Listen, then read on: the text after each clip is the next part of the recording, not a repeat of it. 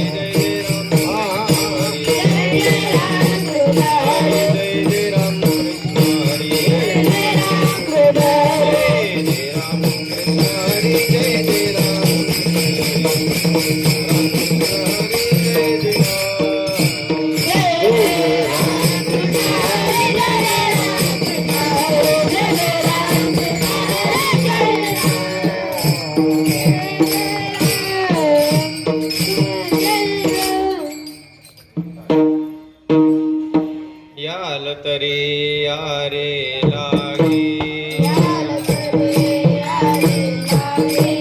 याल तरी यारे लागे अवघे माझ्या मागे मागे अवघे माझ्या मागे मागे माझ्या मागे मागे अवघे माझ्या मागे मागे आधी देतो पोट भरी आधी देतो पोट भरी पुरे म्हणाल तोवरी पुरे म्हणाल तोवरी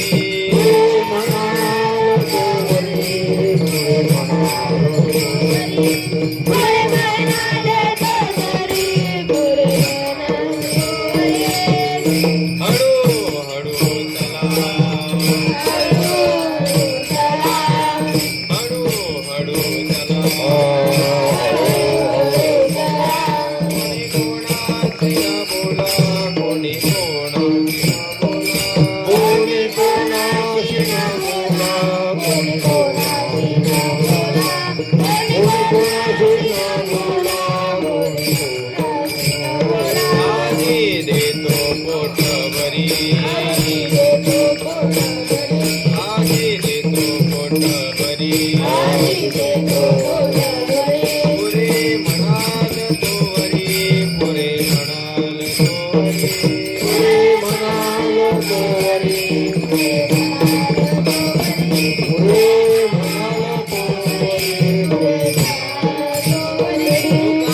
म्हणे सांडा घाटे म्हणे सांडा घाटे दे नका भरू पोटे दे नका भरू पोटे नका भरू पोटे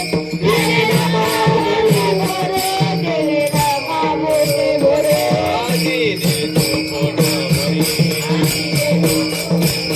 आधी देतो पोट भरी पुरे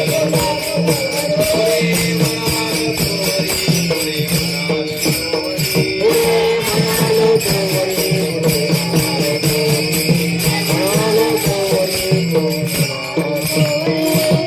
विठोबा रखुमाई विठोबा रखुमाई विठोबा रखुमाई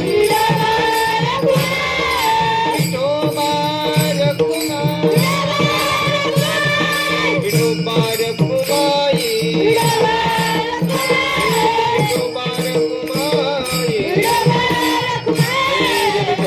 रखुमाई विठोबा रखुमाई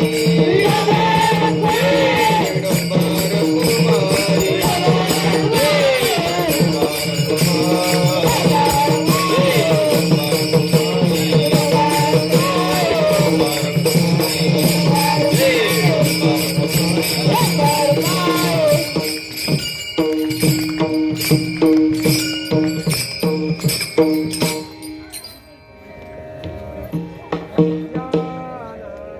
तारी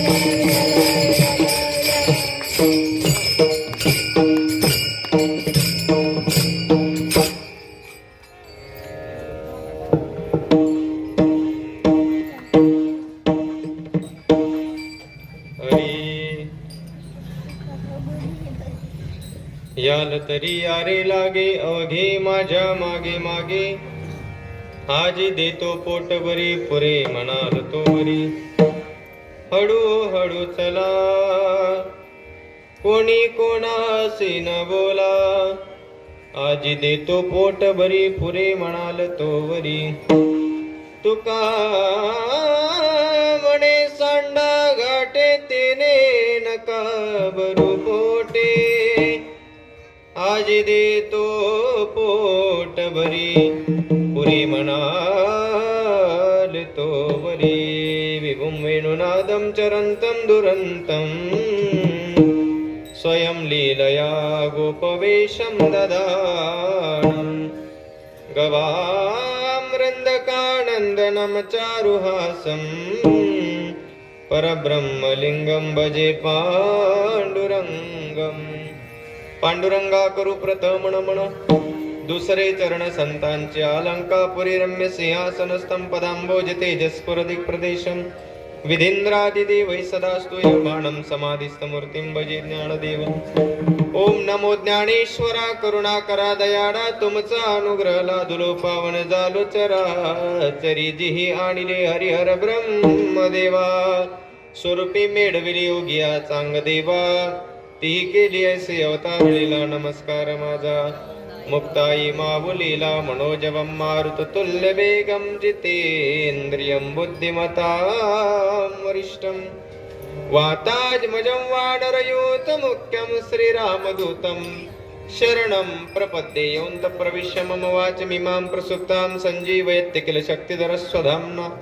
अन्यौषधचरणश्रवणत्वगादीन् प्राणान्नमो भगवते पुरुषाय तुभ्यं वन्दे देवो मापतिं सुरगुरुं वन्दे जगत्कारणं वन्दे पन्नगभूषणं मृगधरं वन्दे पशूनां पतिं वन्दे सूर्यशशाङ्कवह्निनयनं वन्दे मुकुन्दप्रियं वन्दे भक्तजनाश्रयं च वरदं वंदे शिवं शंकरं श्री संताची माता चरणावरी श्री संताची माता चरणावरी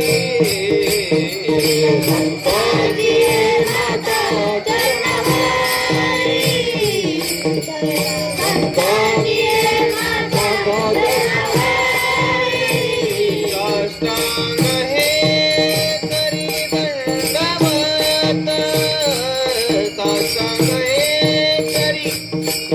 दंडवत विश्रांती पावलो सांभाळा उत्तरी विश्रांती पावलो सांभाळा उत्तरी असंग येणारी दंडवत असंग येणारी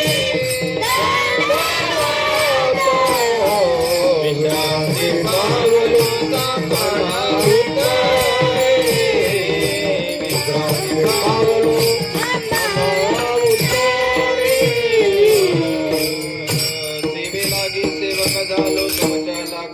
चरणा ओ स्वामी तुकया देवा यावरी न करावा अवेर मस्तकै पायावरी वार करी संतांच्या विठ्ठल विठ्ठल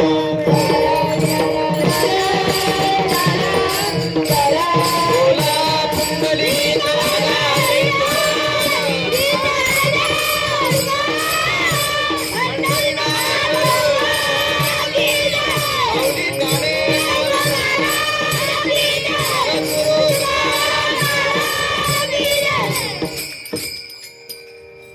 आपल्याकडे जय म्हणत नसता का कीर्तन?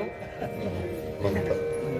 मावशी म्हणतात का? तुम्ही एवढे शांत बसले जसे काही दारावर आले कोणाच्या? दारावर जातात ना बाबा इकडे कधी? शास्त्रानं 2 प्रक्रिया अत्यंत महत्वाच्या सांगितल्या, लक्षात घ्या. देवादिकांनाही दुर्लभ असणारं मानवी शरीर ज्यावेळेस माणसाला प्राप्त होतं त्यावेळेस या शरीराचा आधार घेऊन संसार, कुटुंब, प्रपंच, व्यवहार, नवे नवे समाज, देश या संपूर्ण प्रांतामध्ये माणूस वावरतो. पण ज्यावेळेस कधीतरी कर्म संपलं की या इहलोकाची या मृत्यूलोकाची यात्रा संपवून परत आपल्या अधिष्ठानाला जावं लागतं. पण शास्त्र असं सांगतं देवालाही दुर्लभ असणारं शरीर माणसाला प्राप्त झाल्यानंतर या शरीराच्या बळावर कोणी परमार्थ करतो, कोणी व्यवहार करतो, कोणी प्रपंच करतो. पण त्या शरीराच्या आधारानं का होईना तो माणूस आपल्या मध्यंतरी राहिलेला असतो, म्हणून त्याचं स्मरण आपल्याला व्हायला पाहिजे. म्हणून त्या ठिकाणी त्याला श्रद्धांजली अर्पण करण्याकरता जाण्याच्या प्रक्रियेला दारावर जाण्याची प्रक्रिया अशी हे ग्रंथात नाही बरं, मेड इन दाताळा. दुसरी प्रक्रिया अशी आहे, देवादिकांना दुर्लभ असणारं मानवी शरीर मानवाला प्राप्त झालं, आता जन्म मिळालाय, पण मृत्यूला स्पर्श करण्याच्या आधी जोपर्यंत शरीर आहे आणि शरीरामध्ये चैतन्य रूपी जीवात्मा सुद्धा आहे तोपर्यंत जीवाचं कल्याण करण्याकरता ज्या ठिकाणी जावं लागतं त्या ठिकाणी जाण्याच्या प्रक्रियेला दारावर जाण्याची नाही तर द्वारावर जाण्याची प्रक्रिया असे म्हणतात. हे ग्रंथात आहे. तुम्ही म्हणाल पुरावा काय? तर ज्ञानोबांनी हरिपाठाची रचना करत असताना सुरुवातीचा शब्द वापरला, देवाची द्वारी. कल्याण करण्याकरता देवाच्या द्वारावर जावं ज्ञानोबांनी हे एकदाच सांगितलं, पण एकदा का द्वारावर गेलं की द्वारावर गेल्यानंतर काय करावं हे मात्र हरिपाठ संपेपर्यंत कायम एकच चरण कडवं ठेवलं, हरिमुखे म्हणा. कधी? दारावर गेल्यावर, द्वारावर गेल्यावर. मग आपण दारावर आहेत का द्वारावर? द्वारावर. द्वारावर शांत बसावं लागतं का? काय म्हणा लागतं? हरिमुखे म्हणा, मुखानं हरी म्हणावं लागतं बरं का. म्हणून सगळे मिळून बोलायचं, कुंडली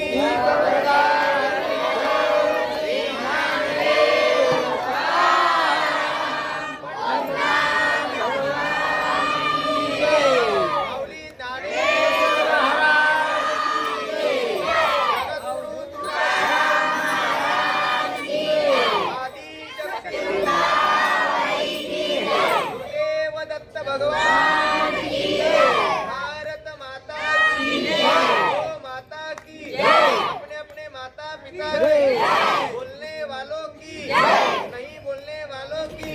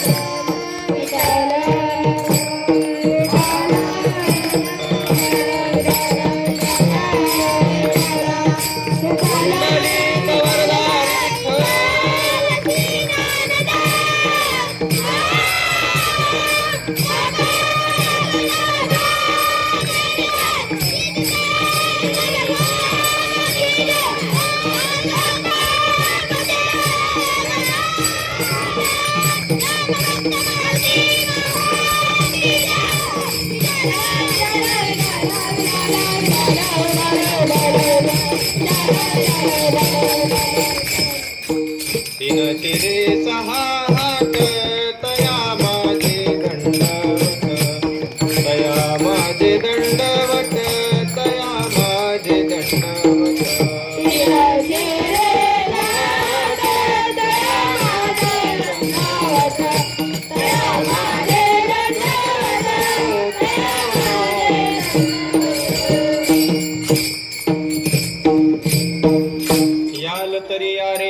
अवघे माझ्या मागे मागे आज देतो पोटभरी पुरे म्हणाल तो वरी प्रस्तुत. प्राप्त स्थळी प्राप्त प्रसंगी जमलेले भगवत भक्त भक्तिमती माता चराचरामध्ये वास करणारी भगवान पंढरीश पांडुरंग परमात्मा रूपी अदृश्य शक्ती या सर्वांच्या कृपा आशीर्वादाने अनेक संत महंत विद्वत रत्न कथाकार कीर्तनकार प्रवचनकार नवे नवे स्वतः श्री गुरु दत्तात्रयांच्या वात्सव्याने पुण्यात आपली ग्राम चिखली ही नगरी, आणि या ठिकाणी श्री सद्गुरु दत्त सेवा संस्थान चिखली या संस्थांद्वारा आयोजित गोड अशा प्रकारे ग्रंथराज ज्ञानेश्वरी पारायण, श्रीमद भागवत कथा व संकीर्तन सोहळा, या सोहळ्यामधील आजच्या या पर्व काळावर आजची सांगतेची म्हणजे काल्याची सेवा गुरु दत्तात्रयांच्या चरणी समर्पित करण्याचा योग माझा पामराच्या वाटेला आलेला असल्यामुळे सेवेकरता निवडलेला अभंग थोर संतांच्या मांदियाडीतील देहू निवासी श्रीमंत संत जगद्गुरु तुकोबारांच्या गाथ्यातील गोड अशा प्रकारे काला या प्रसंगातील जवळजवळ सगळ्यांच्या पाठांतरातला 4 चरणाचा अभंग अलौकिक कार्य घडून देणारा, निदर्शनात आणणारा अभंग सेवेकरता निवडलाय. विठ्ठल विठ्ठल.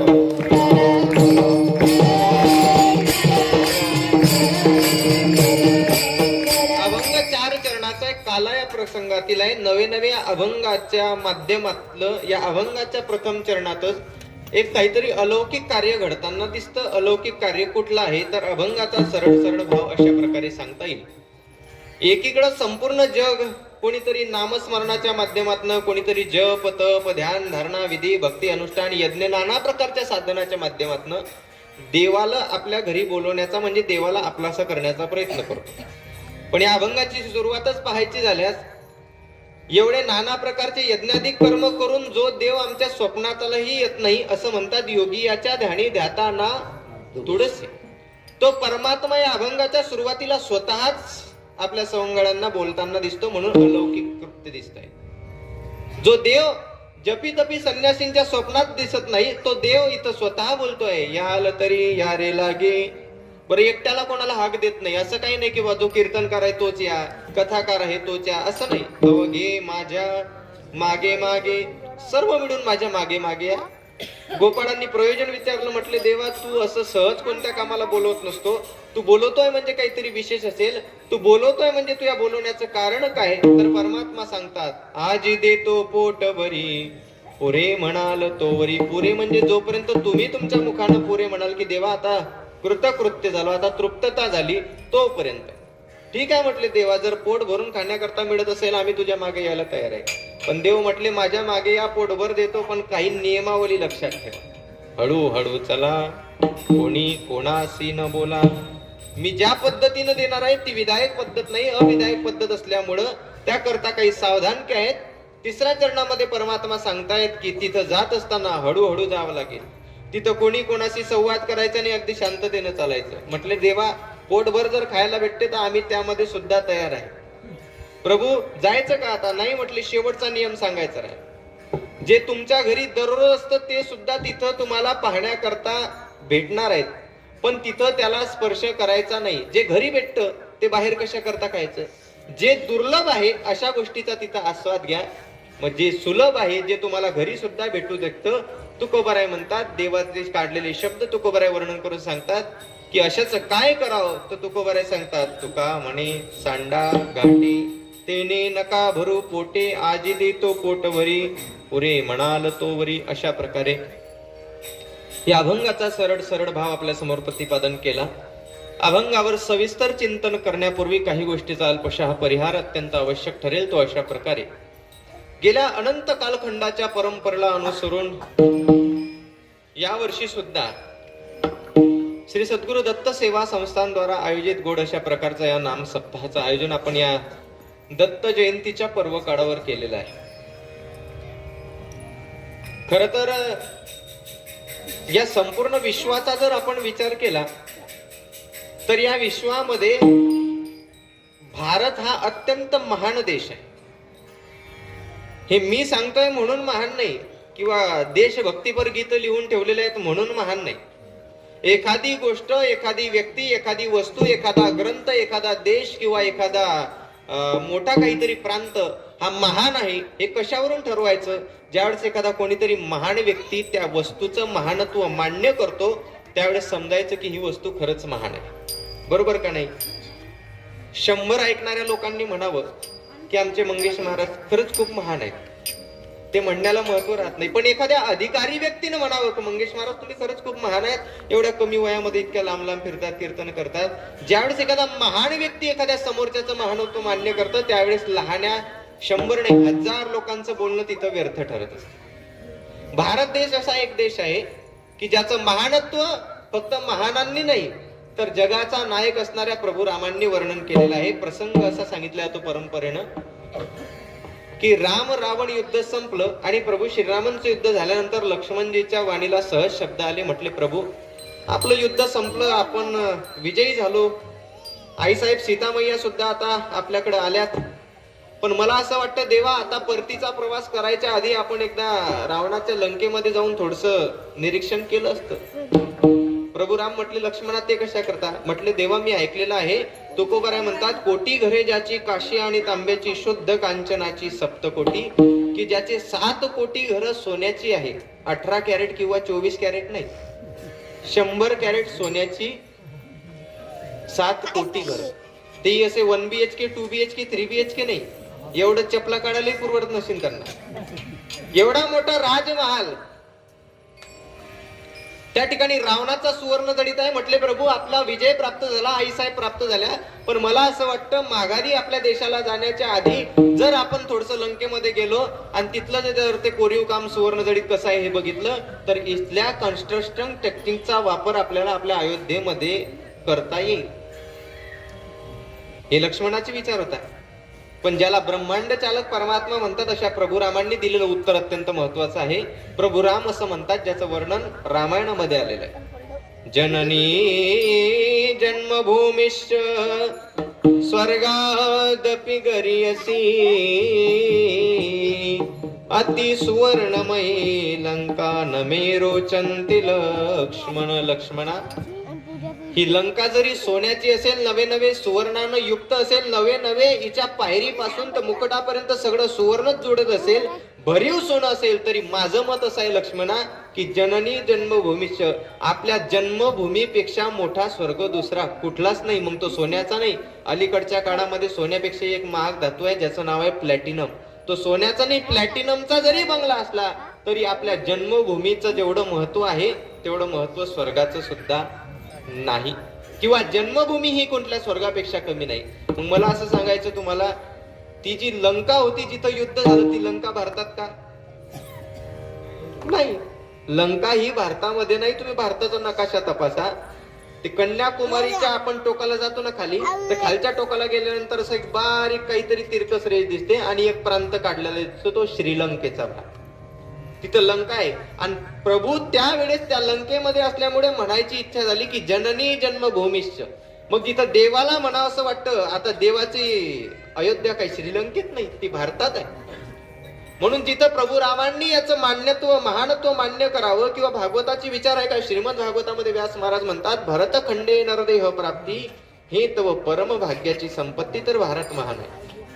त्यामध्येही महाराष्ट्र हा विशेष महान आहे. कारण ज्ञानोबराय तुकोबराय आदिशक्ती मुक्ताई सारख्या संतांनी अवतीर्ण होण्याकरता ज्या प्रांताची निवड केली तो प्रांत म्हणजे महाराष्ट्र. त्यामध्येही भारत अजून का महान आहे? कारण खर तर देव एकच आहे. शास्त्रकार सांगतात, एक एकटाची असोनी एकला, विश्वी विश्वाकार होनिया ठेला. पण एकच देव असताना आपल्या भक्ताच्या हिताकरता नाना प्रकारचे रूप धारण करून जिथं जाण्याची त्याची इच्छा झाली ना, तो हा भारत अत्यंत पावन देश. तुम्ही बघा ना, या जगामध्ये भोलेनाथ नावाचं एक दैवत आहे, बरोबर? भोलेनाथ महादेव. त्याच महादेवाला कोणीतरी ओंकारेश्वर म्हणून ओळखतं, त्याच महादेवाला कोणी सिद्धेश्वर म्हणून ओळखतं. नाना प्रकारचे स्वरूप नाना प्रकारच्या वेगवेगळ्या प्रांतामध्ये यांनी धारण केले आहे, मात्र एकच अधिष्ठान, ते म्हणजे भोलेनाथ. दुसरं महत्वाचं शास्त्रकार म्हणून जिज्ञासूची जिज्ञासू, त्या जिज्ञासूचा जिज्ञासूपणा अगदी जोपर्यंत टोकाला जाईल तोपर्यंत सांभाळण्याला सामर्थ्यशाली असणारे भगवान श्री महाविष्णू, त्यांचं पूजन सुद्धा फक्त भारतातच होतं. नवे नवे अगदी पारमार्थिक अभ्यासामध्ये ब्रह्मज्ञानापर्यंत पोहोचला, नवे नवे ब्रह्मस्वरूप पोहोचल्यानंतर ज्या ब्रह्माची अवस्था प्राप्त होते, असे ब्रह्मदेव ज्यांचं चिंतन केलं जातं तो फक्त हा भारत देश. आणि सगळ्यात महत्वाचं, हे तिन्ही देवता एकत्र ज्या ठिकाणी नांदतात, अशा श्री भगवान दत्तात्रयांना सुद्धा जर कुठं अवतीर्ण व्हायची इच्छा झाली असेल तर तो सुद्धा हाच महान प्रांत आहे. विठ्ठल विठ्ठल.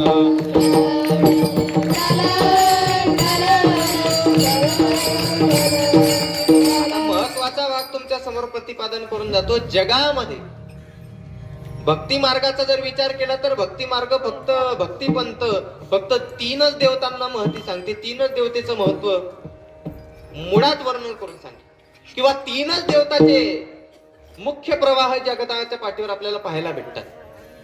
एक म्हणजे वैष्णव उपासक आहे, दुसरे म्हणजे शैव उपासक आहे, आणि तिसरे म्हणजे शाक्त उपासक आहे.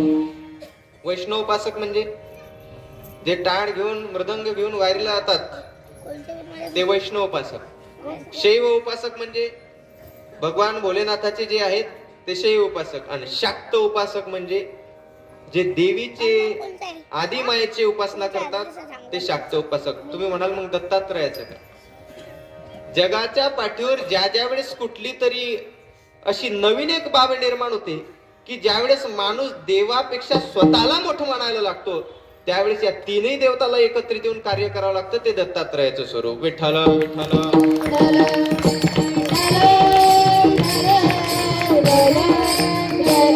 मग तुम्ही म्हणाल महाराज आता तुम्ही हे प्रवाह सांगितले, पण सामान्य माणूस याच्यात भ्रमित होऊन जाणार.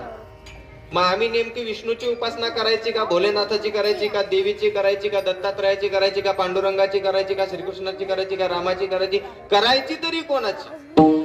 सांगू तुम्हाला, आमचे गुरुवारी आचार्य वेदांत वाचस्पती हरिभाऊ महाराज पाटील दाताळकर म्हणायचे, जगामध्ये उपास्य देवता आपली कुठलीही असू द्या, उपास्य देवता कुठली असू द्या, पण शेगावला जर गेले ना तर गजानन महाराजांना हात जोडून सांगा की प्रभू तुम्ही या जगाच्या पाठीवर जड जीवाच्या उद्धारा करता आलेले आहात, आणि माझी उपास्य देवता गुरु दत्तात्रय आहे.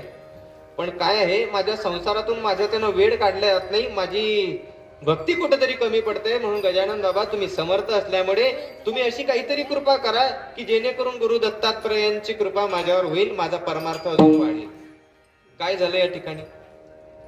नमन झालं गजाननाचं, आणि ज्याच्यासाठी झालं ते गुरु दत्तात्रयांचं. गुरु दत्तात्रयांकडे तुम्ही गेलात तर सांगा प्रभू आज यावर्षी 2 वर्ष झाले पांडुरंग परमात्म्याची वारी करता आली नाही, पण यावेळेस पहिल्यांदा आता परत वारी करायची इच्छा निर्माण होते, तेवढं सामर्थ्य आम्हाला द्या. कुणाचा अवमान ज्या दिवशी घडणार नाही ना त्या दिवशी भक्ती कोणतीही करा. पांडुरंगाच्या दरबारामध्ये गेले तर ज्ञानोबा तुकोबा म्हणत नाचत राहा. दत्तात्रयांच्या दरबारामध्ये गेले, आम्ही भाग्यवान आनंद निदान निघालो घेऊन दत्ताची पालखी, निघालो घेऊन दत्ताची पालखी. दिगंबरा दिगंबरा श्रीपाद वल्लभ दिगंबरा. बोला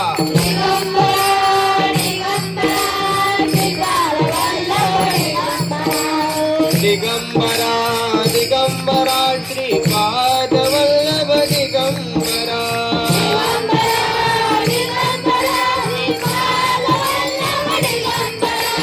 दिगंबरा दिगंबरा श्रीपाद वल्लभ दिगंबरा. दिगंबरा दिगंबरा श्रीपाद वल्लभ दिगंबरा. दिगंबरा दिगंबरा श्रीपाद वल्लभ दिगंबरा.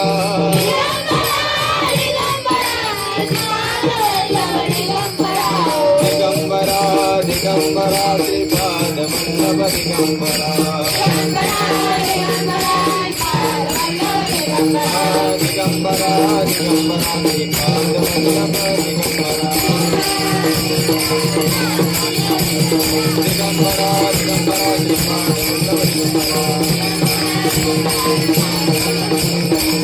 अवधूत चिंतन श्री गुरुदेव.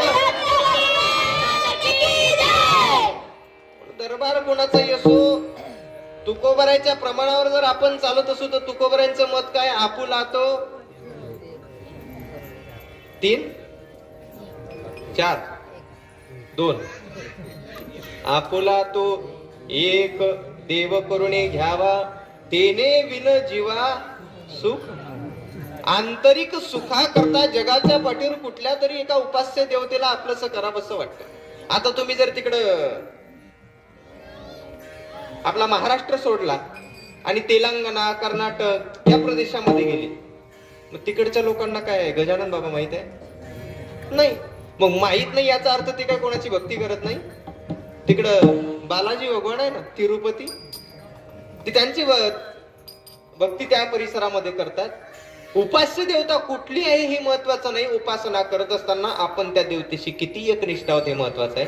आणि एकदा काही एकनिष्ठ साधक त्याच्याशी झाला की जीवनाचं होणारं कल्याण हे कोणीच थांबवू शकत नाही. तुमचं कल्याण 100% शाश्वतीनं होणार, पण तुम्ही त्या उपास्य देवतेशी किती एकनिष्ठ आहात हे महत्वाचं. एकनिष्ठ आहेत हे तेवढं महत्वाचं आहे. त्यापेक्षा एक सगळ्यात महत्वाची गोष्ट महत्वाची लक्षात घ्या की ती अशा प्रकारे महत्व आहे की त्या महत्वाला महत्व देण्याकरता तुमचं महत्व त्या देवाविषयी एवढं महत्वाचं असायला पाहिजे की एखाद्यानं तुमच्या समोर एखाद्या देवाविषयी किती महत्व पटवून दिलं तर त्याचं महत्व पटवत असताना तुम्हाला तुमच्या उपास्य देवतेचं महत्व पटवून देता आलं पाहिजे. काय महत्व कोणाचं? उपास्य देवतेचं. पण आपल्या भारतामध्ये नेमकं काय होतं माहित आहे का? एवढ्या वर्षाचा परमार्थ चालू आहे पण तरी सुद्धा आम्हाला सुख पाहताना दिसत नाही, आनंद परमार्थातला आम्हाला उपभोगताना दिसत नाही. त्याचं महत्वाचं कारण असं आहे, जो विष्णूचा उपासक आहे तो भगवान भोलेनाथाच्या उपासकाची कधीही टिंगल करताना दिसतो. जो भोलेनाथांचा उपासक आहे तो देवीच्या उपासकांवर टीका करताना दिसतो. जे या तिघांचे उपासक आहे ते दत्तात्रयांच्या उपासकावर टीका करताना दिसतात. दत्तात्रयांचे उपासक भगवान विष्णूच्या, ही परंपरा ही साखळी अशी चालू असल्यामुळे जगाच्या पाठीवर तुम्ही विचार केला ना तर या देवतांना तुम्ही विचारा महाराज तुमच्यात मोठं कोण, तर त्यांना सुद्धा सांगता आलं नाही की मोठं कोण. हे म्हणतात मोठे सगळेच आहे. श्रीराम जय राम जय जय राम, भजन करी महादेव, राम पूजी सदा शिव. भोलेनाथांना विचारलं प्रभू तुम्ही निरंतर त्या कैलास पर्वतावर ध्यान लावून बसतात, तुम्ही देवादिदेव महादेव आहे, लोक तुमचं ध्यान करतात, तुम्ही कोणाचं ध्यान करतात? म्हटले मी प्रभू श्रीरामांचं ध्यान करतो. त्यांना काही कमीपणा वाटलं त्यात? आणि प्रभू रामांना विचारा, ते म्हटले माझं उपास्य देवता भगवान श्री भोलेनाथ आहे. जिथं देव एकामेकांमध्ये भेद पाळत नाही तिथं देवांमध्ये देवाच्या भक्तीमध्ये भेद पाळणारे तुम्ही आपण आहे तरी कोण? कोणीच नाही. आपण आपली भक्ती करत असताना आपण आपल्या देवतेशी किती एकनिष्ठ आहात हे महत्वाचं आहे. आणि ज्या दिवशी एकनिष्ठपणा तुमचा एकत्रित झाला ना त्या दिवशी तुमचं दैवत कुठलंही असो त्याला स्वतःचं आसन सोडून तुमच्यापर्यंत यावं लागणार. इतिहास साक्षीदार आहे की त्या शबरीनं देवाला कधी स्वतःच्या डोळ्यानं पाहिलं नव्हतं, फक्त त्याची कीर्ती कानाद्वारे ऐकलेली होती. आणि तिला एवढं माहित होतं की तो एवढा कृपा सिंधू दया सिंधू आहे की जो त्याचं चिंतन करतो त्या व्यक्तीला, त्या साधकाला कधी तो माहित नसला तरी त्याच्या नामाची आवड त्याला एवढी आहे की तो स्वतः आपला राज दरबार सोडून इथपर्यंत धावत येतो. माणसानं जाऊ द्या, इतिहासामध्ये ग्रंथामध्ये असे पुरावे आहे की 2 पायाचा माणूस सोडून द्या, 4 पायाच्या मुक्या जनावरांना हाक दिली तरी त्याच्याकरता धावत तो आलेला आहे. श्रीमद भागवतामध्ये गजेंद्राचं उदाहरण बघा. 4 पायाच्या हत्तीसाठी त्याला धावत यावं लागलं. जर तो हत्तीसाठी धावत येऊ शकतो, माणसासाठी येणार नाही का? पण जसा शबरीचा भाव तसा आपल्या हृदयामध्ये पाहिजे. आएगे प्रभु राम अपने आसन पे बैठाऊंगी, मीठे मीठे बेर अपने हाथों से खिलाऊंगी, साथ साथ लक्ष्मण जी का आवन होगा, शबरी के कुटियों का पावन होगा. म्हणून अवस्था त्या ठिकाणची तशी पाहिजे. मी तुम्हाला एक प्रश्न विचारतो, अगदी सगळ्यांनी मनपूर्वक वाटल्यास वेळ घ्या 2-4 सेकंदाचा आणि उत्तर द्या. देवाची भक्ती करण्याकरता तुमच्या घरामध्ये तांब्याचं संध्यापात्र पाहिजे का चांदीचं पाहिजे का सोन्याचं पाहिजे? एकदा जोरात सांगा. नक्की? कोणता तांब्या? बर चला ठीक आहे. मी असं सांगतो, जगामध्ये सगळ्यात उत्तम धातू सोना आहे. त्याचं कारण नाना प्रकारच्या क्षेत्रामध्ये नाना प्रकारच्या ठिकाणी देवानी देवाच्या विभूती वर्णन केलेले आहे. उदाहरणार्थ जगाच्या पाठीवर जेवढे पक्षी आहेत त्या सगळ्या पक्ष्यामध्ये गरुड पक्षी जो आहे हा देवाचं स्वरूप आहे. जेवढ्या नद्या या जगाच्या पाठीवर वाहतात त्या नद्यामध्ये गंगा नदी हे देवाचं स्वरूप आहे. तसं या जगाच्या पाठीवर जेवढे धातू आहे ना लोखंडापासून, तर जितके धातू असतील त्या धातूपैकी सुवर्ण म्हणजे सोनं, हे सोनं सुद्धा देवाचं एक स्वरूप आहे. आता सांगा, देवाची पूजा करण्याकरता तांब्याचं संध्यापात्र चांगलं का सोन्याचं? नक्की तांब्याचं? नक्की? बर, आता मी असं विचारतो तुम्हाला, तुमच्या घरात तांब्याचं नाही, चांदीचं नाही, स्वतः देव स्वरूप असणारं सोन्याचं संध्यापात्र आहे, पण ते देवाची पूजा करण्याकरता जर तुमच्याकडे पात्रता नसेल तर? नाही लक्षात आलं? तुमच्याकडे पात्र सगळे आहे, पात्र तांब्यापासून सोन्यापर्यंत सगळे पात्र आहे, पण पात्रता नसेल तर? अजूनही लक्षात आलं नाही? मी जाऊ का घरी? समजा 8वा वर्ग नपास एखादा विद्यार्थी, त्याच्या हृदयामध्ये अंतःकरणात इच्छा निर्माण झाली की मला आता कलेक्टर व्हायचंय, मला आता कलेक्टर व्हायचंय. त्याची इच्छा चांगली आहे का वाईट आहे? चांगली आहे.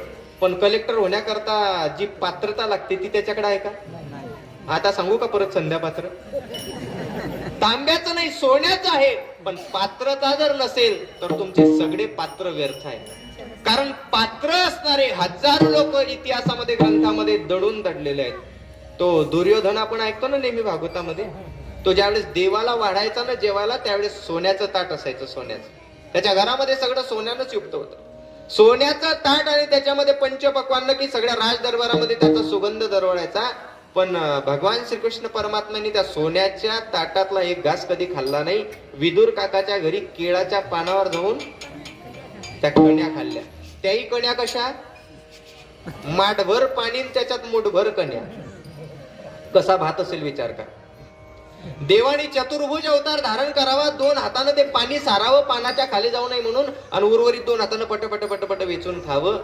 पारमार्थिक क्षेत्रामध्ये पात्र नसले तर चालेल, पण पात्रता ही अत्यंत महत्वाची आहे.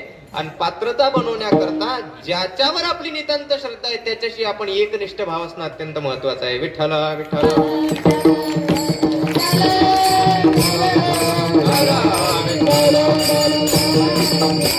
आणि पात्रता बनवण्याकरता नेहमी प्रकारे देवाचं चिंतन आपल्या कानावर यावं, संत चरित्र कानावर यावं, म्हणून हा अट्टहास नेहमीप्रमाणे या भारतामध्ये, या महाराष्ट्राच्या भूमीवर संत परंपरेने चालू ठेवला. तुम्ही बघा, तुम्ही या महाराष्ट्रामध्ये असा एकही महिना जात नाही की ज्या महिन्यामध्ये काही उत्सव होत नसेल. आता हा महिना गेला की लगेच पुढच्या महिन्यामध्ये संक्रांतीचा उत्सव येतो, नाही का? त्याच्या पुढच्या महिन्यामध्ये लगेच शिवरात्रीचा उत्सव येतो, प्रगट दिनाचा महोत्सव येतो. तो गेला की लगेच गुढीपाडवा येतो, लगेच रामनवमी, हनुमान जयंती येते. हा उत्सव कधी थांबतच नाही. ही हिंदवी परंपरा एवढी श्रेष्ठ आहे की त्या परंपरेचा हेतू फक्त एवढा होता, एखादा 1.5 महिना मध्यंतरी गेला की या लोकांना आपल्या सत्तेबद्दल, परमार्थिक सत्ता असो, सांस्कृतिक सत्ता असो, याच्याबद्दल विसर पडू नये म्हणून विशिष्ट पर्व काळावर आलेले ही नाम सत्ता असतात. त्यामध्ये दत्त जयंती अग्रेसर संपूर्ण भारतामध्ये, भारताच्या बाहेर सुद्धा हा महोत्सव अत्यंत आनंदाने आणि उत्साहामध्ये पार करत असताना आपण पाहतो. त्यामध्ये प्रतिवर्षीप्रमाणे या वर्षी सुद्धा या महोत्सवाचं आयोजन आपल्या ग्राम चिखली नगरीमध्ये केलेलं आहे. या चिखलीमध्ये माझं हे पहिलंच कीर्तन. याच्या आधी चिखलीमध्ये कधी कीर्तन झालं नाही.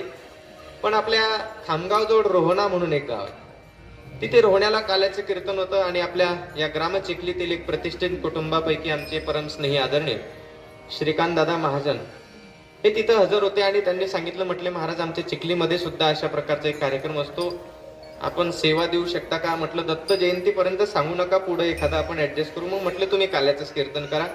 म्हणून आमच्या श्रीकांत दादांच्या माध्यमातून इथपर्यंत येण्याचा योग प्राप्त झाला. ग्रंथराज ज्ञानेश्वरीचं पारायण आपण या ठिकाणी योग्यरित्या पार पडलंय. त्यामध्ये व्यासपीठ नेतृत्व आदरणीय हरिभक्तपर्यंत गुरुतुल्य असणारे शालिग्रामजी महाराज, आदरणीय महाराष्ट्री स्वतः या ठिकाणी उपस्थित आहेत. हे जे बालगोपालांचं वैभव आपण या ठिकाणी पाहतोय, हे ज्यांच्या सानिध्यामध्ये एवढं मोठं हे वैभव प्राप्त झालं, असे आदरणीय गुरुतुल्य असणारे महादेवजी महाराज, यांच्या संपूर्ण हे परंपरेमध्ये, सानिध्यामध्ये राहून हे टाळकरी तयार होतात. नाही तर सांगू तुम्हाला, लोक मरायला टेकतात, पण आपल्या गावातल्या दत्त मंदिराचं तोंड कोणत्या दिशेला आहे हे सुद्धा त्यांना माहीत नसतंय. आपण म्हणावं त्यांना, का किती कृपा आहे तुमच्यावर, 2 लाटा गेल्या कोरोनाच्या तरी तुम्ही वाचले, आता तरी परमार्थाला चाला. ते म्हटले महाराज तो काय टाळ मृदंगाच्या न वाचलो. बरोबर. अजूनही लोक भ्रमळतात. एक गोष्ट सांगू, आमचे गुरुजी नेहमी विनोदांना सांगायचे, तुम्ही देवाला विसराल यात काही नवल नाही, पण ज्या दिवशी देव तुम्हाला विसरेल त्या दिवशी तुमच्या दारासमोर गर्दी झाल्याशिवाय राहणार 13 दिवसानं मंगेश महाराज आल्याशिवाय राहणार कशा करता? क्षणोक्षणाची नाही का? म्हणून कमीत कमी स्वतःच्या स्वार्थापोटी का होईना काही थोडा बहुत लाग पाठ,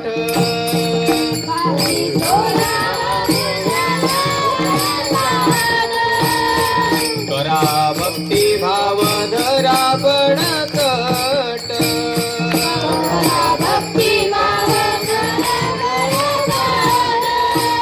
तन मन ध्यान घ्या लावून या नीट,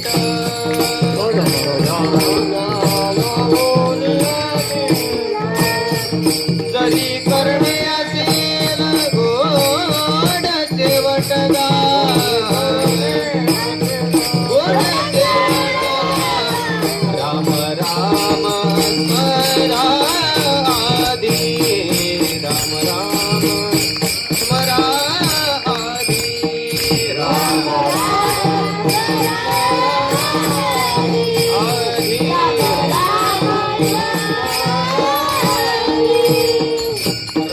राम स्मरा आधी कशा करता? जरी करणे असेल गोड शेवटगा, जर शेवट गोड करायचा असेल. तुकोबऱ्यांचा शेवट गोड झाला होता. तुकोबऱ्यांच्या अनुभवाचे शब्द आहे, शेवट तो भला माझा बहु गोड झाला. कशाचं लक्षण? आलो निजाच्या माहेरा भेटी रखुमावीच्या वरा, म्हणजेच शेवट तो भला. म्हणून जगाच्या पाठीवर जर संगती प्रधान जीवन असेल, बघा प्रत्येक माणूस जन्माला आल्यानंतर कोणाच्या ना कोणाच्या सानिध्यात राहतोच का नाही, पण सानिध्याची महती अशी आहे, शास्त्रकार सांगतात आता हेच इथं उभे असणारे पोरं, या वयोगटातील पोरं तुमच्या गावात नाही का? आहे, पण ते टाळ वाजवू शकता का? नाही. त्यांचं कौतुक होऊ शकतं का? होईल, पण कसं? महाराजांना चहा प्यायला घरी न्यायचं, चहा फक्त निमित्त असतं. महाराज आमचा नातूबा, म्हटलं चांगलं आहे. मोबाईल चालवतो म्हणे सगळा. काय चालवतो? म्हटलं 2 वर्ष जाऊ द्या, तो तुम्हालाही चालवायला लागेल पाहत. ते महत्वाचं नाही. इथं उभे असल्यानंतर ही जी प्रॉपर्टी दिसते ना, कारण जुन्या लोकांच्या म्हणी आहेत, मरावे परी कीर्ती रूपी उरावे. आणि जगाच्या पाठीवर कीर्ती स्वरूपानं उरण्याकरता एकमेव व्यासपीठ म्हणजे धर्मकीर्तनाचं व्यासपीठ आहे. तुम्हाला सांगू, तुम्ही शालेय शिक्षणामध्ये किती वेल क्वालिफाईड व्हा, फक्त ग्रॅज्युएट नाही, पीएचडी होल्डर, पीएचडी म्हणजे तत्वज्ञानामध्ये तुम्ही पीएचडी घ्या, पण हे सगळं करत असताना तुमच्यावर जर संस्काराचे बीजांकुर तुमच्या अंतर्हृदयामध्ये जर रोवलेले नसतील ना, तर हे बाकीचं शालेय शिक्षण फक्त पोट भरण्यापुरतं कामाचं असतं. मी तुम्हाला बारकाईने प्रश्न विचारतो, बारकाईने विचार करून उत्तर द्या. ज्यावेळेस आपले आई किंवा आपले वडील आपल्याला एखाद्या शाळेमध्ये ऍडमिशन देत असते, चांगल्यात चांगल्या कॉलेजचा विचार करून आपले ऍडमिशन करत असते, हेतू कोणता असतो? चांगले संस्कार असा जर हेतू असेल तर हा मुद्दा त्यातून वर्ज्य झालेला आहे. यातला विचारच नाही, हेतू फक्त एकच, महाराज तिथलं शिक्षण खूप चांगलं आहे. पण कोणतं शिक्षण? शालेय शिक्षण. काय होईल म्हटलं, तिथं चांगले शिक्षक आहेत, चांगल्या अभ्यासक्रम शिकवला जातो, चांगल्या मार्कानं पास होईल, त्यामुळे चांगल्या कंपनीमध्ये लागून चांगलं वेतन प्राप्त करेन. आणि मला असं वाटतं या सगळ्या चांगल्या चांगल्या चांगल्या गोष्टीचा संस्काराशी दूरदूरपर्यंत संबंध नाही. मी 13 दिवसाआधी एक कीर्तन असं केलं की ज्या व्यक्तीचा मुलगा आणि मुलगी दोन्हीही अमेरिकेमध्ये आहे, दोन्हीही अमेरिकेमध्ये आहे, पण अडचण अशी आहे, आता हे जे प्रसंग चालू आहेत ना आपली ओमिक्रॉनचे, याच्यामुळे त्यांना येता आलं नाही. त्यामुळं ज्या मायबापांनी लहानाचं मोठं केलं, 5 रुपयाची कॅडबरी मागल्यानंतर 50ची कॅडबरी दिल्या गेली, त्यांच्या अंत्यसंस्काराकरता जर पोरगा हजर राहू शकला नाही, मुलगी पाहण्याकरता हजर राहू शकली नाही, तुम्ही अमेरिकेत नाही, तुम्ही वैकुंठात असाल तरी तुमचं राहणं त्या ठिकाणी फेल आहे. बरं, अमेरिकेत राहून का तुम्हाला सोन्याचं कव्हर असतं का तिथल्या गुलाबजामला? नाही. जे तिथं जे इथं फरक फक्त एवढाच आहे की जी स्वच्छता तिथं पाहायला भेटते ती भारतात लवकर पाहायला भेटत नाही, मग लोकांना ते थोडस बरं वाटतं. पण बरं आणि खरं यामध्ये जमीन आसमानचा फरक आहे. जे तिकडं आहे ते बरं आहे आणि जे इथं आहे ते सगळं खरं आहे. म्हणून जगाच्या पाठीवर या सगळ्या गोष्टी जोडत असताना कधीतरी असा विचार मानवाने करावा की शालेय शिक्षणामध्ये तुम्हाला त्रिकोण, चौकोन, काटकोन, षटकोन, अष्टकोन सगळे कोण शिकवले जातील, सगळे कोण. पण जीवन जगण्याकरता काका खरं सांगा, तुम्ही शाळा सोडली तेव्हापासून त्रिकोण कितीदा हातात घेतला? एकदाही नाही. तुम्ही त्रिकोण त्रिकोण नाही, मग तो शिकवला कशा करता? हाही तर चिंतनाचा विषय आहे ना. जो जीवनामध्ये कधी कामात झाला नाही तो त्रिकोण कशा करता? खरं सांगू, एकदा त्रिकोण चौकोन षटकोन काटकोन यातला कोणता कोण नाही आला तर चालते, पण माणसाला कमीत कमी दृष्टिकोन प्राप्त व्हावा. आणि हा दृष्टिकोन फक्त संतांच्या आणि भगवंताच्या सानिध्यातच प्राप्त होतो. विठ्ठल विठ्ठल.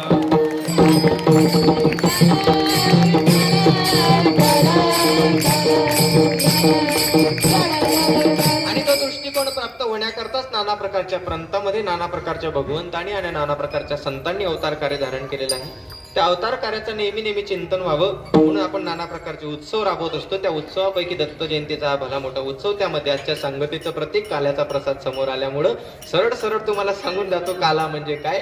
जगामध्ये जीव आणि शिव या दोघांचं ऐक्य म्हणजे स्वरूप एक कसं असतं हे कळण्याचं चिंतन ज्याच्यामध्ये करावं लागतं त्याला काल्याचं कीर्तन असं म्हणतात. या काल्याच्या कीर्तनामध्ये काही मोजक्या गोष्टीचं वर्णन असतं म्हणून प्रस्तावना सुरुवात करायच्या आधीच सगळी देऊन टाकली.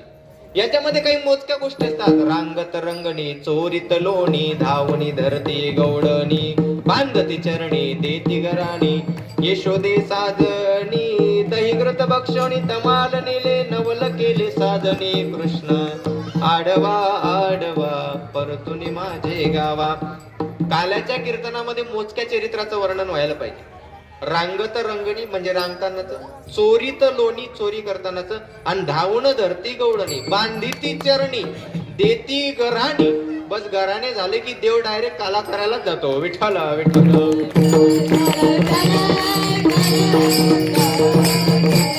म्हणून कृष्ण चरित्राचं वर्णन करत असताना परंपरेनं असं सांगितले आहे, जगाच्या पाठीवर प्रत्येक माणसाला स्वतःचं हित करण्याकरता कोणाच्या ना कोणाच्या माग जावं लागतं. पण कुणाच्या ना कुणाच्या मागे जाऊन अशा माणसाच्या मागे जाऊ नका की जेणेकरून आपला अपमान होईल.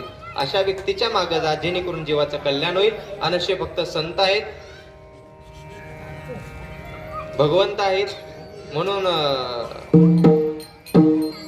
तुकाराम महाराज म्हणतात, देव स्वतः इथं पाचारण करताना दिसतो. जायचंच आहे ना यायचं आहे ना, मग तुम्ही माझ्या माग माग याल तरी यारे लागे अवघे माझ्या मागे मागे. प्रभू कशा करता? आजी देतो पोठवरी पुरे म्हणाल तोवरी. महाराज वेडे अभावी मी सरळ सरळ घेतो आहे सगळं बरं. कारण काय, आमच्या परिसरामध्ये काल्याचं कीर्तन म्हटलं की 11:15 विठ्ठल जय जय व्हायलाच पाहिजे. नाहीतर त्या कीर्तनकार बांना आयुष्यामध्ये परत कीर्तनाची तारीख भेटणार नाही. आणि मी त्या हेतून 9 वाजेपासून येऊन बसलो. किती वाजेपासून? 9 वाजेपासून. आता पुढच्या वर्षी कधी तुम्ही 9चा कार्यक्रम ठेवला तरी मी इथं 11:15 हजर होईल. म्हणून हा सगळा धावता भाव तुमच्या समोर सांगतो, प्रमाण वगैरे मांडत नाही. जगाच्या बापाला कोणत्या ना कोणत्या निमित्ताचा आधार घ्यावा लागतो. त्यावेळेसचा निमित्त झालं तो कंस. देवाच्या चरित्रातून सगळ्यात महत्वाचा शिकायचा विषय असा आहे, मी तुम्हाला देवाच्या खोड्या लिहिल्या सांगणार नाही, त्या सगळ्याच्या पाठ आहे, पण काहीतरी वेगळं सांगण्याचा प्रयत्न करतो जे माझ्या गुरुवर्यांनी शिकवलं. जगाच्या पाठीवर देवाच्या श्रीकृष्णाच्या चरित्रातून काय शिकायचं? बासरी वाजवायची शिकायची का? नाही. गोपिकांसोबत कशी रास खेळायची हे शिकायचं का? नाही. चोऱ्या कशा करायच्या हे शिकायचं का? नाही. देवाच्या चरित्रातून सगळ्यात मोठा शिकण्याचा विषय फक्त एकच आहे की ज्याचा जन्म कारागृहात झाला. बारकाई नाही का? ज्याचा जन्म कारागृहात झाला. आता कारागृहात जन्म होणं म्हणजे आनंदाचं लक्षण आहे का? नाही. बरं थोडसा मोठा होत नाही पाळण्यातच आहे. तर अगासूर बकासूर षटकासूर किती तरी असुर मारण्यासाठी आले, हे तरी आनंदाचं लक्षण आहे का? जाऊ द्या. थोडा पोरगा मोठा झाला प्रपंचामध्ये की त्याला असं वाटतं दिवाळीला आपण आपल्या मामाच्या घरी गेलो की आपल्याला मामा 200 नाही तर कमीत कमी 150 रुपयाचा एखादा ड्रेस तरी घेईल. हे आपल्या गोष्टी सांगतो तुम्हाला. त्यानं कोणाच्या मामाच्या घरी जावं? त्याचा स्वतःचा मामा त्याला मारण्याकरता प्रयत्नवादी आहे. कोणाचा? भगवान श्रीकृष्ण. थोडसा मोठा होत नाही, त्याच मामासोबत युद्ध करावं लागलं. थोडसा मोठा होत नाही, द्वारकेचा राज्यकारभार सांभाळावा लागला. थोडसा मोठा होत नाही दादा, देवाला काही शोक नव्हता बरं 16,108 बायका करायचा. पण जसे जसे प्रसंग आलेत ना तसं तसं देवाचा नियमच आहे की देव प्रत्येकाला आपलंसं करण्याचा एक भाव ठेवतो. जसे जसे युद्ध झालेत, बंदी खाड्यातून त्या स्त्रिया सुटल्या, देवानं आपलंसं करून घेतलं. कारण जगामध्ये आमच्या अवल न होऊन प्रभू थोडसा मोठा होत नाही तर स्वतःची द्वारका नगरी त्या समुद्रामध्ये बुडून टाकली आणि निज धामाला जाण्याकरता निमित्त तरी काय गोड होतं का हो? त्या व्याधानं मारलेला बाण आणि त्या बाणाचा आधार घेऊन परमात्मा निघून गेलेत. मला सांगा, ज्याच्या अवतारापासून तर निज धामाला जाईपर्यंत एकदाही त्याला सुख प्राप्त झालं नाही, पण अशा देवाच्या चेहऱ्यावर किंवा त्याच्या आत्मचरित्रामध्ये देव दुःखी आहे असा प्रसंग एकदाही शोधून सापडला नाही. देवाच्या चरित्रातून फक्त एक शिका की वाईट प्रसंग जर देवावर येऊ शकतो तर तो आपल्या कुटुंबावर सुद्धा येऊ शकतो. जर देवावर तो प्रसंग येऊन देव दुःखी राहत नसेल, मग आपण परमार्थ करून एखादा छोटासा वाईट प्रसंग आला तर दुःखी व्हायचं तरी कशा करता? म्हणून नित्यानंद प्राप्त करण्याकरता फक्त देवाचं चरित्र आहे. विठ्ठला विठ्ठल.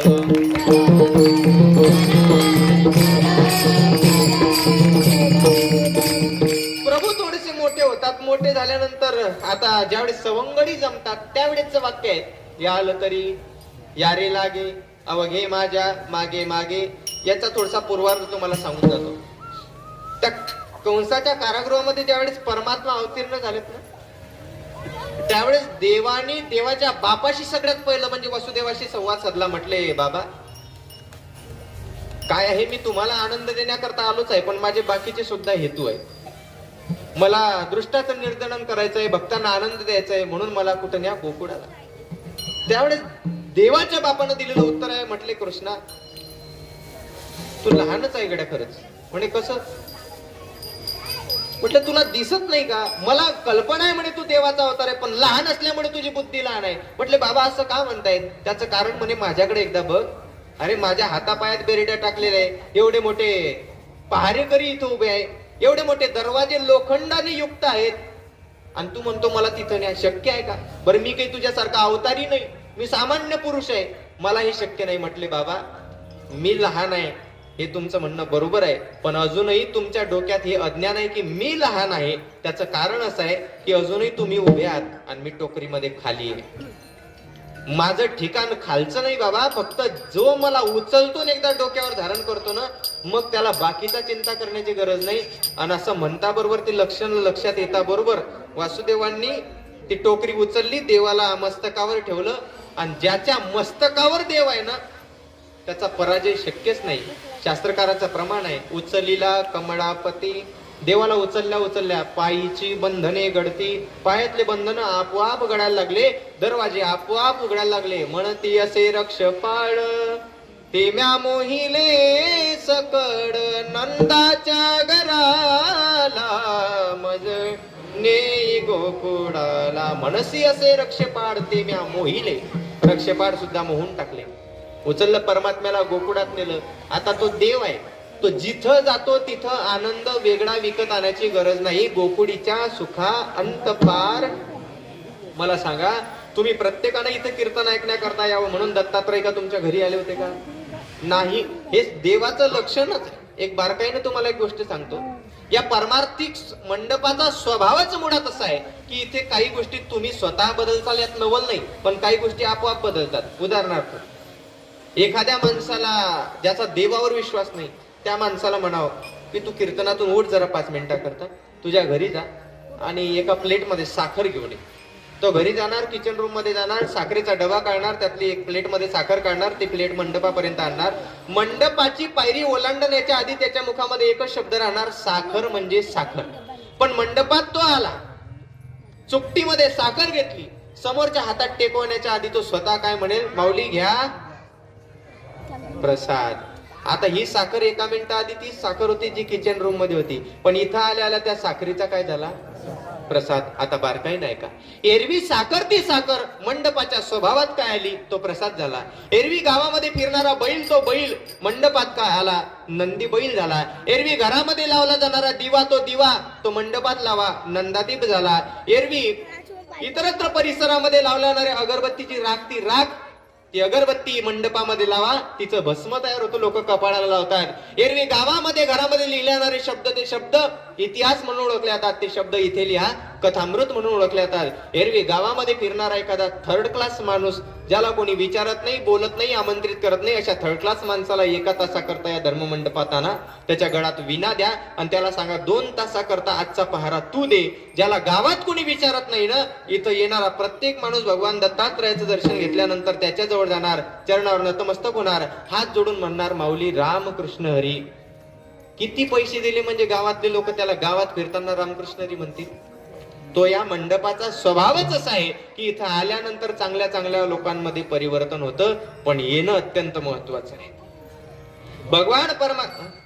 भगवान परमात्मा त्याच्याकरताच म्हणतात या आलं तरी तुम्ही या तर खरं. मग आल्यानंतर आजी देतो पोटभरी.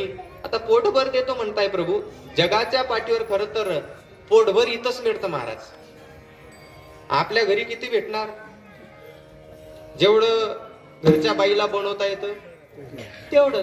इथं आलं की हे घरही आपलं, हे घरही आपलं, ते घर आपलं, मागचं घर आपलं, चिखलीतलं प्रत्येक घर आपलं.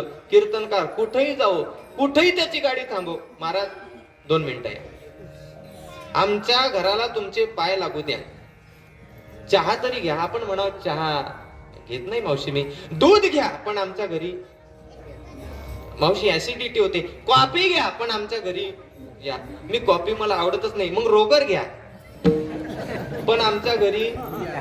म्हणजे हा विनोदाचा भाग म्हणून सोडून द्या. मला सांगायचं फक्त एवढंच आहे, माणूस एवढ्या भावनेच्या अधीन होतो की महत्वाचा हेतू एकच आहे, पुढचे पदार्थ सोडून द्या पण मागचं वाक्य कायम ठेवा ना, आमच्या घरी या. पण हा स्वभाव कशामुळे बदलला माहित आहे? फक्त हा कपाळावरचा बुक्का, हे नेहरू शर्ट आणि हे धोतर असल्यामुळे. म्हणून काहीतरी असं कार्य करा की ज्याच्या माग जाल त्याच्या माग गेल्या गेल्या तुमचं नाव, तुमची मान उंच होईल. देव सखा जरी, देवाला आपलं म्हणा, जगाला आपलं म्हणण्याचं गरज नाही. देव सखा जरी विश्व अवघे कृपा करी. माझं काही तुमचं रिलेशन नाही, पण तुम्ही मला इथपर्यंत प्रेमानं बोलवलं कारण मी फक्त देवाला आपलंसं केलंय, आपलंसं म्हटलंय म्हणून. म्हणून जगात म्हणायचं जर कोणाला आपलंसं असेल तर फक्त एकट्या देवाला. एक उदाहरण सांगतो तुमच्या समोर महाभारतातलं. दुर्योधन असा एक होता की ज्यानं जगात सगळं जोडलं, सगळं बरं का, देवाचं शस्त्रास्त्रा सकट सैन्य सुद्धा त्याच्याकडे होतं. काही राहिलं होतं जोडायचं, फक्त त्यानं देवाला सोडलं. आणि त्याच महाभारतातला अर्जुन एक असं कॅरेक्टर होता ज्याच्याकडे काही नव्हतं, फक्त एकटा देव होता. ज्याच्याकडे काही नाही, फक्त एकटा देव आहे, तो या जगातला सगळ्यात मोठा विजयी महापुरुष आहे. आणि ज्याच्याकडे सगळं आहे पण देव नाही, तो या जगातला सगळ्यात मोठा पराजित माणूस आहे. मी तुम्हाला प्रश्न विचारतो, तुमच्यापैकी किती लोकांच्या पोराचं किंवा नातवाचं नाव रावण आहे? असतील तसे ते वागायला, पण नाव कोणाचं रावण आहे? नाही. कुंभकर्ण नाही, कंस, शकुनी नाही. बरं तुमचं काही बिघडवलं का त्या रावणानं? मग तुम्ही का ठेवत नाही? कारण आपण धर्मावर चालणारे लोक आहोत आणि आपले धर्मग्रंथ सांगतात की या लोकांनी सगळं जोडलं, फक्त देवाला सोडलं. देवाला सोडल्यामुळं आज या वर्तमान काळामध्ये त्यांच्या नामाचं उच्चारण होत नाही. मग सांगू तुम्हाला, एवढा मोठा विद्वान रावण, त्यानं जर देवाला सोडलं तर त्याचं नामचिंतन होत नसेल. आपल्यासारख्याला हरिपाठात किती अभंग आहे हे माहित नाही, तो म्हणेल कुठे कीर्तन ऐकतं रे, त्याला ओळखतील भविष्य काळात. कीर्तनातले जाऊ द्या, स्वतःचे नातू पंतू सुद्धा ओळखत नाही. एखाद्या घरामध्ये, एखाद्या कुटुंबामध्ये पितर कुठपर्यंत, जोपर्यंत आपला बाप जात नाही तोपर्यंत. आपला बाप गेला की पूर्वजांचं पितर बंद आणि बापाचं पितर चालू. बरोबर? ज्याची प्रॉपर्टी बघतो त्याचं आम्हाला स्मरण होत नाही. पण कीर्तनकारांनी सहज म्हणावं पुंडलिक वरदा हरी विठ्ठल, आपण सहज म्हणावं श्री ज्ञानदेव तुकाराम. त्यांनी काही आपल्याला प्रॉपर्टी दिली नाही, पण त्यांनी जे दिलं ते आमच्या रक्ताच्या नात्याने सुद्धा आम्हाला दिलं नाही. म्हणून जायचं असेल देवाच्या मागे जा. गोपाळ देवाच्या मागे गेले, चोऱ्या केल्या, नटखट लीला केल्या. काय चोऱ्या नाही केल्या देवानी? स्वतःच्या घरामध्ये रांजणामधून लोणी खात असताना स्वतःच्या आईला म्हणावं लागलं, सोड रवीचा हात हरी करू दे रे मंथना. प्रभू मंथन करू द्या, रवीचा हात सोड दे. नवे नवे नाना प्रकारचे त्या ठिकाणी खोड्या लीला करत असताना एवढ्या काही खोड्या वाढल्यात की आता गौडनी चॅलेंज करायला लागल्यात देवाला. म्हटले प्रभू एवढ्या मोठ्या खडा करतो, आमच्या घरात करून दाखव. देवानं अशा अट्टल त्या गौडनीच्या घरात सुद्धा चोरी करा. पण ज्यावेळेस अशा प्रकारचे प्रसंग यायचे, गोपाळ त्या ठिकाणी जायचे, आणि कधी कधी कसं वाटतं ना, ज्याला नेहमी कळण्याची भाकर खायची सवय, त्याला जर योगायोगानं पंक्तीत जर गुलाबजाम आले तर त्याचा आनंद आवरता येत नाही. ते लगेच म्हणतात, महाराज तुमच्या सोबत कीर्तनाला यायला लागलो तेव्हापासून आमचे गालच वर आले. ऐका, तसं देवासोबत जात असताना सुद्धा यांनी धाले पोट केला गड्याने बोभाट. पोट भरल्यानंतर बोभाट करायला लागले. त्यावेळेस देव म्हणायचा, हळूहळू चला, कोणी कोणाश, अरे बोलू नका, भेटतंय ना, होते ना तृप्ती, मग बोलून कशाला दाखवताय. पुढे जात असताना परत ते म्हणायचे, म्हटले प्रभू हे सुद्धा रांजण भरलेले आहे पण यात ताक आहे. प्रभू म्हटले, अरे घरी ताकाचे, अरे हे तर घरी आहे ना, पण यातला तुम्ही स्पर्श करू नका. तुका म्हणे सांडा घाटे, तुका म्हणे सांडा घाटे, तुका म्हणे सांडा घाटे, तुका म्हणे सांडा घाटे, तेने नका भरू पोटे,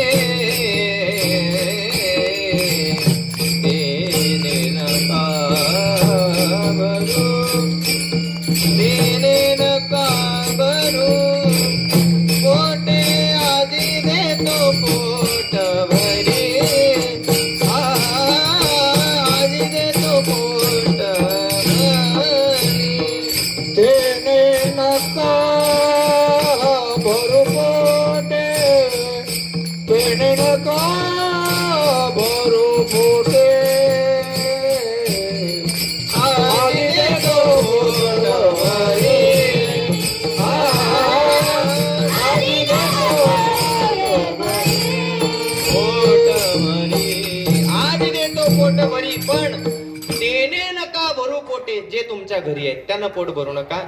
एक सांगू का, काल्याच्या कीर्तनातलं सगळ्यात महत्वाचं मर्म एका प्रमाणामध्ये आहे. देवानं काय काय केलं, माठ फोडले. देवानं काय काय केलं, जे बंद घर होते ते उघडले. देवानं काय काय केलं, जे कुलप लावलेले होते ते सुद्धा उघडलेत. आता याचं चरित्र निळोबऱ्याच्या एका गवडणीमध्ये आणि एकाच ओळीमध्ये सांगतो आणि सेवेला पूर्णविराम देतो. कारण ती ओळ म्हणजे संपूर्ण काला. शास्त्रकार सांगतात, कुलूप मायेचे फोडिले, कवाड भ्रांतीचे उघडिले, शिंके अविद्येचे फोडिले. वा वा वा. भाई तुझिया कृष्णे हो, आवरी आवरी आपुला का. आता जो सामान्य माणूस आहे ना, सामान्य म्हणजे त्याला फक्त काल्याचं कीर्तन ऐकायचं आणि वांग्याची भाजी खायची, तो फक्त हेच म्हणेल, काय नंदाच्या घराला मजने. पण हे महत्वाचं नाही. देवानं कुलूप फोडलं ना, कोणतं फोडलं, कुलूप मायेचे. हा देह अजूनही इथपर्यंत का येत नाही, कारण मायेचं आवरण आहे. याचं कुलूप आधी उघडा. कवाड भ्रांतीचे उघडिले, भ्रांतीचं कवाड आहे. लोक अजूनही म्हणतात, महाराज विज्ञानाशिवाय दुसरं काही नाही, पण अध्यात्म सांगतं जिथं विज्ञान संपत तिथं अध्यात्माचं सुरुवात. शिंके अविद्येचे फोडिले, अविद्यारूपी शिंक हे फोडून टाकलं, कारण ते लांब असतं. आणि कोणी फोडलं तर बाई तुझिया कृष्णे हो, हे तुझ्या कृष्णानं फोडल्यामुळे आवरी आवरी आपुला काना, हे काल्याचं कीर्तन. आणि हे सगळं जिथं घडतं तो गौडणीचा एक प्रदेश आहे. आणि मग त्या गौडणी शेवटी त्रस्त होऊन यशोदा मैयाकडे जातात आणि म्हणतात, यशोदे ग तुला येईल राग, तुझ्या कानाला काहीतरी सांग ग. एक दोन गौडणी ज्यावेळेस सांगते त्यावेळेस यशोदा मैयाचा विश्वास बसत नाही. कारण जगाच्या पाठीवर अशी कोणती आई नाही की जिच्याकडे एखाद्या शेजारच्या बाईनं गाराणं आणावं आणि आपण लगेच म्हणावं, नाही नाही माझा पोरगा खोडकर यानं खरं मारलंच असेल. अशी आई शोधून सापडणार नाही. त्यातली यशोदा मैया, बाळ सगुण गुणाचे ताणे, बाळ दिसते गोजिरवाने, तुम्ही सांगता का घराने गे गोकुळच्या नारी. नाही ऐकलं. पण ज्यावेळेस प्रत्येक गल्लीतून गल्लीतल्या प्रत्येक घरातून कंप्लेंट यायला लागली, त्यावेळेस यशोदा मैयाला सुद्धा म्हणावं लागलं, तू आता इथं राहू नको. आणि त्या आईची आज्ञा म्हणून जगाच्या बापाला सुद्धा खांद्यावर कांबडी हातामध्ये काठी घेऊन वनात जावं लागलं. कशा करता, गोधणे गोधणे चारावया जातो चारंग पाणी. तिथं चारण्या करतात. बरं, आता चंचल वृत्ती हा एक असा स्वभाव आहे, जो माणूस जंगलात गेला तरी तेच, घरात राहिला तरी तेच, आणि गल्लीत राहिला तरी तेच. आता देव एवढा चंचल आहे, जो गावात खोड्या करतो तो वनात शांत बसेल का? तिथं चढायला झाड आहेत, तिथं तो झाड चढला, नवे नवे पेटता वनवा त्याने गिडला. तिथं सुद्धा अघासुरा बकासुरासारखे काही राक्षस होते, त्यांचं त्या ठिकाणी निर्जळन केलं. नवे नवे शास्त्रकार सांगतात जे काही खेळ असे असतात जे गावात खेळता येत नाही, त्याचा पूर्ण आनंद वनामध्ये घेतला. विटी दांडू चेंडू लगोरी नाना परी, खेळ मांडियेडा यमुनेच्या तीरी, गाई गोपाळ सवंगडे वना, गाई गोपाळ सवंगडे वना, गाई गोपाळ सवंगडे वना. गाई गोपाळ सवंगडे वना. तिथं या यादवांच्या राणानं खूप मोठा उत्साह साजरा केला. आता तो देव आहे आणि हे भक्त आहेत. भक्त म्हटले, प्रभू तुम्ही देव आहात, तुम्हाला जरी तुमच्या शरीराला तुप्ततेचा ढेकर एकदा काढून आयुष्यभर उपाशी राहण्याचं सामर्थ्य असेल, तरी सामान्य जीवामध्ये ते सामर्थ्य नाही. म्हणून आता खांदी भार, पोटी भूक, भूक लागली म्हटले, प्रभू तुमचं कीर्तन लवकर उरका, नाही तुमचं गायी चारणं लवकर उरका, कारण भूक लागलेली आहे. आता तो देव आहे ना, म्हणून त्या देवानं सुद्धा भक्ताच्या कल्याणाकरता संपूर्ण खेळ थांबवला. गायी एकत्रित केल्या, सगळ्यांच्या शिदोऱ्या एकत्रित केल्या. त्या जीव शिव ऐक्याच्या काल्याला, हा काला कधीही पांढरा रंगाचा असतो. याच्यामध्ये तुम्ही काय टाकलं हे मला माहित नाही, पण माझी विनंती आहे तुम्हाला, श्रीकांताचा मी हात जोडून विनंती करतो, माझं कीर्तन कोणीतरी परत घ्यावं म्हणून समोर त्याच्या मनासारखा वागणाऱ्याच्या यादीतला मी नाही. जे चूक आहे ते मी तुम्हाला दाखवणार. तुम्हाला योग्य वाटलं तर परिवर्तन करायचं, नाही तर पुढच्या वर्षीपासून मला बंद करायचं. म्हणजे मला म्हणजे जो सांगणार असेल त्याला.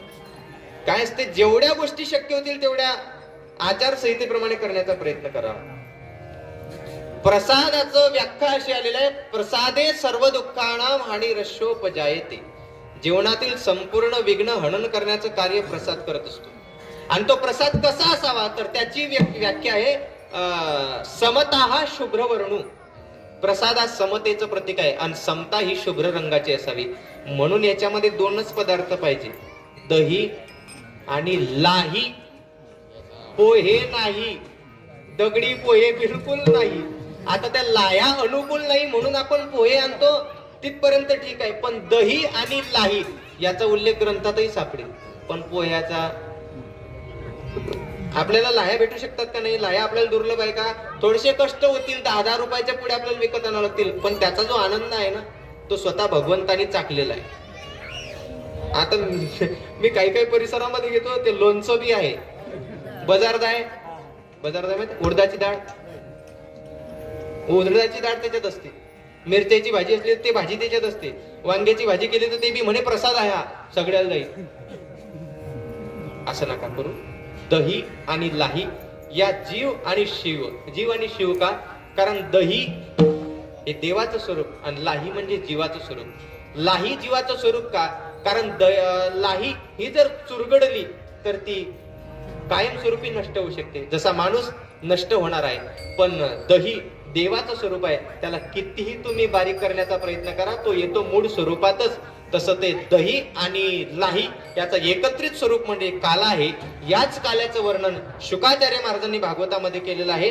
तिथलं वर्णन असं आहे, बिभ्रत वेणुम जठर पटयो शृंग वेत्रेच कक्षे, वामे पाणू मश्रुण कवल तत्फलाण्यंगुलेषु, तिष्ठन मध्ये स्वपरी सुहृदो आसयन नर्मवी स्वैहि, स्वर्गे लोके मिशति बुभुजे यज्ञ बुब्बाल केली. गोपाल कृष्ण भगवान की जय, गोपाल कृष्ण भगवान की जय, गोपाल कृष्ण भगवान की जय. आणि हा जसा काला आहे का नाही, तसा पुढच्या वर्षी एक छोटासा मडका आणायचा, त्या मडक्यामध्ये दही टाकायचं आणि ते इथं लावायचं. त्याचा अभंग स्पेशल असतो, शिंके लाविले दुरी होतो तिघाचे मी वरी, तुम्ही वारे दोहीकडे म्हणजे तुम्ही दोन्हीकडे वा पोरांनो, मुख पसरून इकडे म्हणजे आ करून उभे राहा. मग काय होईल, वाहती त्या धारा, देवानं ते फोडल्यानंतर त्या धारा वाहतात. घ्या रे दोही त्या कोपरा, कोपरा म्हणजे असा हात केला की लगेच त्या कोपऱ्यानं जसा जसा येईल तसं तसं त्याचा आनंद घ्या. तुका म्हणे हाती टोका आणिक उरो नेदी अहो कोणाकरता या ठिकाणी राहण्याकरता नाही, जो इथं आला तोच या परमार्थाचा अधिकारी आहे.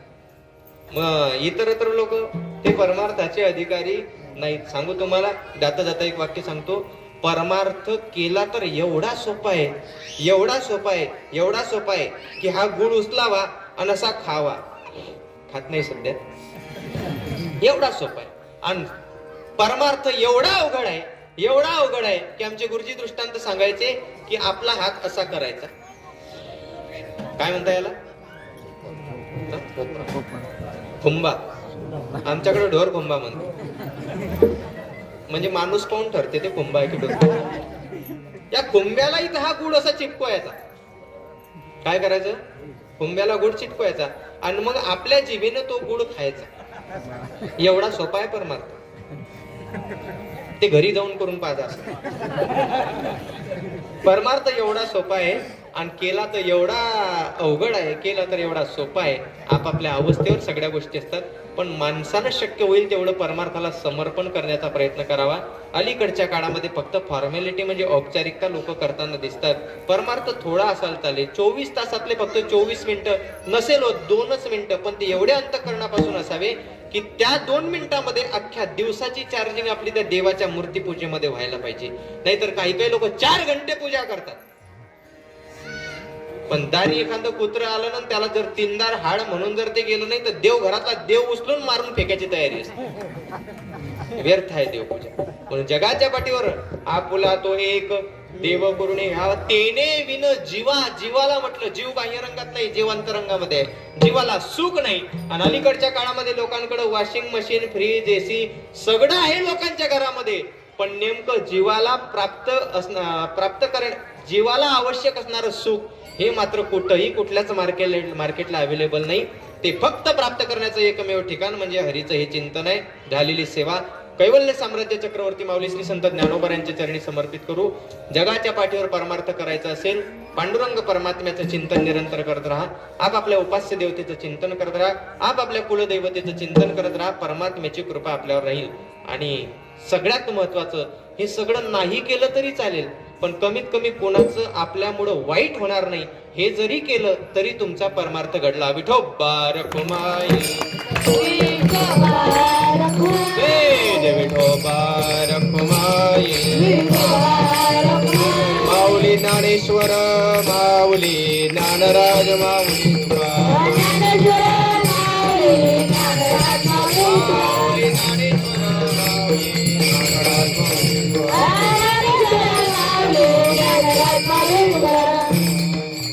कंठी धरिला कृष्ण मणे अवघाजने प्रकाश. मला वाटो एक मेघा वैष्णवनिका संभ्रम. वाकुलिया ब्रह्मारिका उत्तम लोकाना. मला वाटो एक मेघा वैष्णवनिका संभ्रम.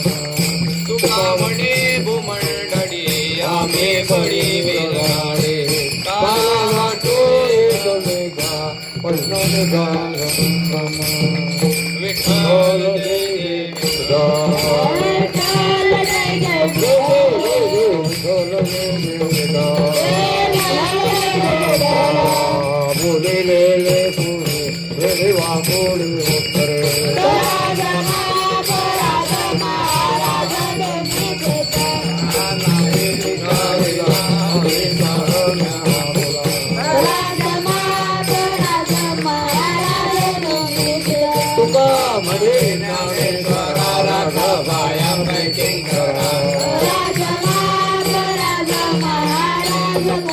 ज्ञानदेव तुकाराम,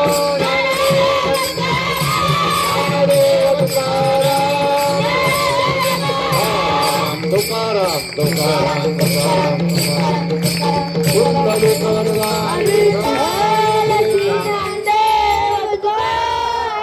ज्ञानेश्वर महाराज, श्री गुरु दत्तात्रय भगवान.